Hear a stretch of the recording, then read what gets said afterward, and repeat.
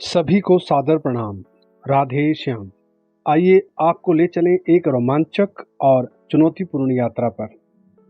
जी हाँ, चंडीगढ़ से चूड़धार, शहर से दूर, पहाड़ों के पार। चंडीगढ़ से हमें सड़क मार्ग से नौराधार पहुंचना था। हम सुबह 11 बजे चंडीगढ़ से निकले और शाम 5 बजे तक हम नौराधार पहुंच गए। रात को हमने वहां विश्राम किया और अगली सुबह हम लोग निकल पड़े चूड़धार चोटी की उस रोमांचक यात्रा पर, जिसकी दूरी नौराधार से लगभग 21 किलोमीटर है।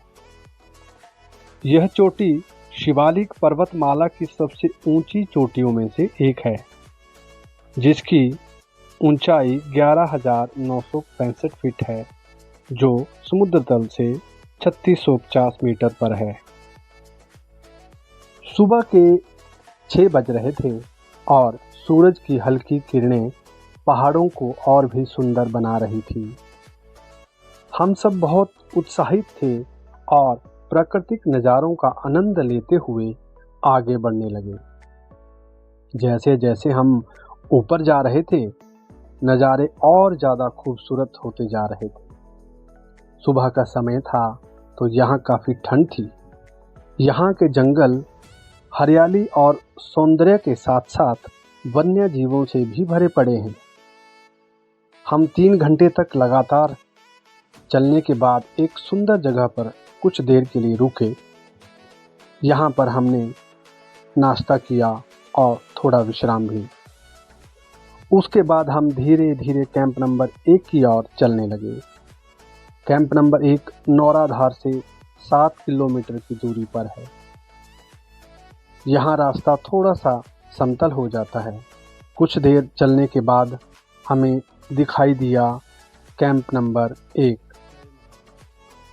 मन में खुशी की लहर दौड़ पड़ी।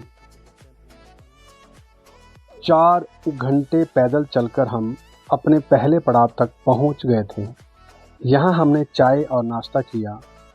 चूड़धार यात्रा में कुल 3 कैंप आते हैं, जहाँ यात्रियों के लिए खाना, चाय और रात्रि के रुकने की व्यवस्था होती है।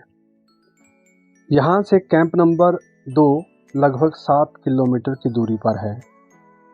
हमने कुछ देर यहाँ बिताए और उसके बाद हमने अपना सफ़र फिर शुरू कर दिया। यहाँ पर रास्ता काफ़ी सुनसान और एकांत से भरा है। हर तरफ जंगल ही जंगल है और देवदार काइल के विशालकाय पेड़ सूरज की रोशनी को भी रोक लेते हैं। हमें इस रास्ते पर गायों के बड़े बड़े झुंड मिले, जो इसी जंगल में रहती है।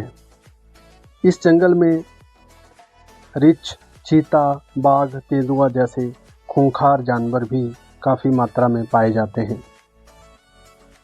कुछ दूर जाने पर हमें ठंडे पानी का एक खूबसूरत सा प्राकृतिक झरना दिखाई दिया। यहाँ हमने रुककर पानी पिया और फिर हम प्यास बुझाकर अपने रास्ते पर आगे चल पड़े। सब लोग अब थकने लगे थे। दोपहर के 12 बज गए थे। हमें 1 बजे तक कैंप नंबर 2 तक पहुंचना था और हम बिना रुके चलते रहे। रास्ता सीधा था तो ज़्यादा दिक्कत नहीं आ रही थी। कुछ देर के बाद करीब 1 बजे हमें कैंप नंबर 2 दिखाई दिया।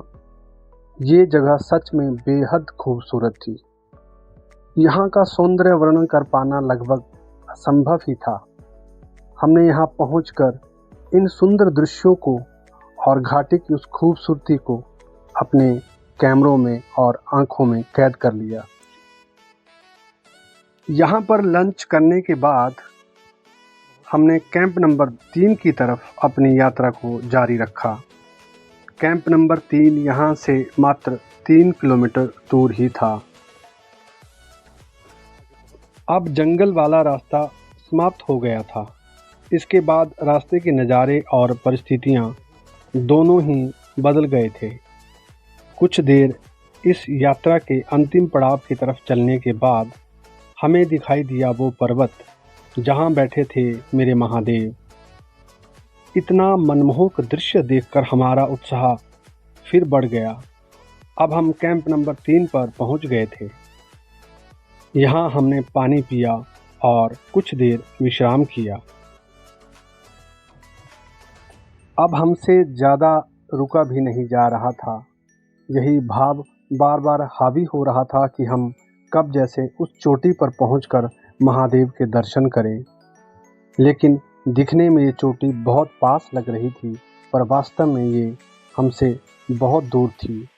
अभी भी हम उस चोटी से 4 किलोमीटर की दूरी पर थे और इस पूरे सफ़र का यही रास्ता सबसे ज़्यादा मुश्किलों भरा और दुर्गम है। सीधी चढ़ाई और बड़ी बड़ी चट्टानें मानो आपकी परीक्षा लेने के लिए खड़ी हो। हमने अपने हौसले को बरकरार रखा और काफ़ी जद्दोजहद के बाद हम सब चूड़धार की उस चोटी तक पहुंच गए, जहां पहुंच पाना इतना आसान नहीं। सामने महादेव की मूर्ति को देखकर मन भाव विभोर हो गया। वहां तेज हवा चल रही थी, धूप भी हल्की होने लगी थी। हमने यहाँ बैठकर कुछ पल महादेव का ध्यान किया और अपनी सारी थकान को महादेव को अर्पण कर दिया। रात के समय यहाँ तापमान बहुत गिर जाता है। हमने रात्रि विश्राम वहीं किया और आगामी सुबह हम सब इस अविस्मरणीय सफ़र की मीठी यादों को साथ लेकर अपने शहर वापस लौट आए।